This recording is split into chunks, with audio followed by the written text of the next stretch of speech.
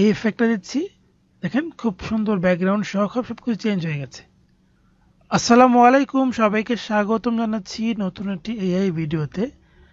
আমরা আজকে যে টুলসটা দেখব, এই টুলসের সাহায্যে খুব সহজেই ছবিতে বিভিন্ন রকমের ন্যাচারাল ইফেক্ট বা বিভিন্ন রকমের থিম ইফেক্ট আপনি অ্যাপ্লাই করতে পারবেন আপনার ছবিতে। তো সেটার জন্য প্রথমে আমাদেরকে একটা ওয়েবসাইটে ভিজিট করতে হবে। ওয়েবসাইটের নাম হচ্ছে match.color.io। এই ওয়েবসাইটে আমরা যাব প্রথমে, তারপরে সেখানে আমরা ছবি আপলোড করব। তো ওয়েবসাইটে লোড হচ্ছে, একটু সময় নিচ্ছে। মোবাইল থেকেও করতে পারবেন। আপনারা অনেকেই মোবাইল থেকে চেষ্টা না করেই বিভিন্ন রকমের মন্তব্য করেন। আগে চেষ্টা করে দেখেন হয় কি না হয়, কারণ এই সাইটগুলো এখন মোবাইল ফ্রেন্ডলি, সবগুলো সাইটই মোবাইল ফ্রেন্ডলি। সো এখানে দেখেন আমার একটা ছবি অলরেডি আপলোড করেছে, আমি নতুন করে আপলোড করতে হবে। ক্যামেরা আইকনে ক্লিক করব, এই গ্যালারি আইকনে ক্লিক করে আপলোড করতে পারবো। এই যে অ্যাড আইকনে ক্লিক করব, ওপেন নিউ ইমেজ, দুঃখিত, এই বাম পাশে আসবো, ওপেন নিউ ইমেজে ক্লিক করে আমি যে কোনো ছবি আপলোড করতে পারবো। ধরেন আমি এখানের এই ছবিটা আপলোড করলাম, ওকে। এবার আমি এই অপশনে আসবো, এই যে বাম পাশের অপশনটা আসবো। এখানে আপনি কোন ধরনের ইফেক্ট দিতে চাচ্ছেন, সিনেমেটিক, ল্যান্ডস্কেপ, পোর্ট্রেট। ধরেন যে আপনি ল্যান্ডস্কেপ একটা ফিল চাচ্ছেন, তো এখানে ল্যান্ডস্কেপের অনেকগুলো স্ট্রাকচার আছে, আপনি এখানে ক্লিক করে দেন, এই থিমটা এখন অ্যাপ্লাই হবে। দেখেন কালারটা কিন্তু চেঞ্জ হয়ে গেছে, এখানে এইটা দেন, দেখেন কালার চেঞ্জ হয়ে যাচ্ছে।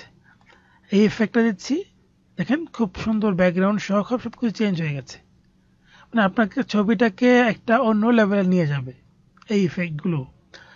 ঠিক, আমি নতুন আরেকটা ছবি আপলোড করি, ওপেন নিউ ইমেজ, আমি এই ছবিটা আপলোড করি এবং এই ল্যান্ডস্কেপে এখানে অ্যারোতে ক্লিক করে আমি চাচ্ছি অন্য কোনো থিম অ্যাপ্লাই করব। ধরেন যে দিক থেকে ওয়াটার কালার আছে সেটা আমরা দেখি, এখানে বিভিন্ন রকমের ওয়াটার কালার ফিল আছে, দেখেন।